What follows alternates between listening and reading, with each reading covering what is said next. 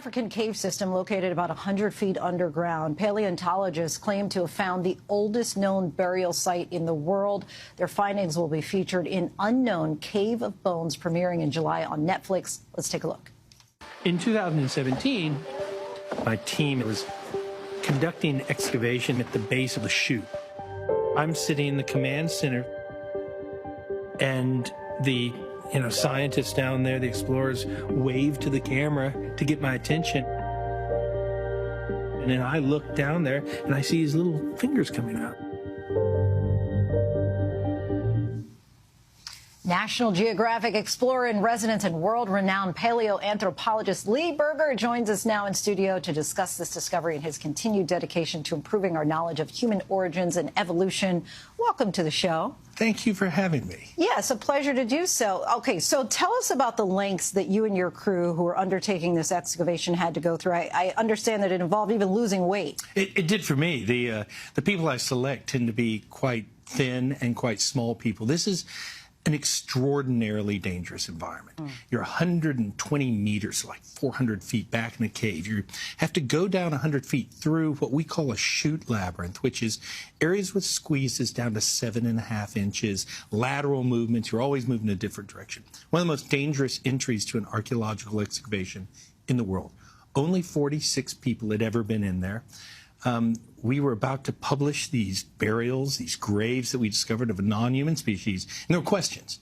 And so I decided to lose 55 pounds over a period of about 5 months and make the attempt to get in to try and answer some of these questions. And in the process, not only answered the questions I was after, but also made discoveries like meaning-making symbols carved onto the wall above the graves of these non-humans. It was extraordinary. Most fantastic thing I've ever done in my life, and the worst thing I've ever done in my life all at once. Why the worst? Well, I almost died. On the way down, I had to make some decisions to pass through spaces I was not sure I could get out of. No one can help you in this space. Obviously, I didn't die.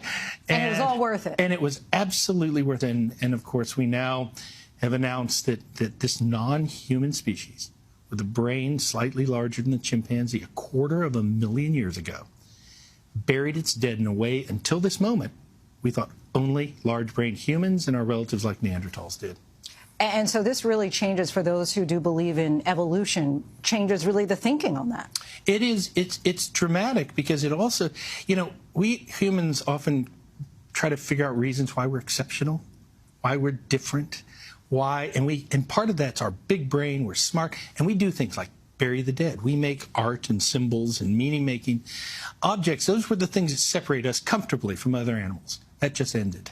We just found a non-human species that did those not only as well as we do, but before us.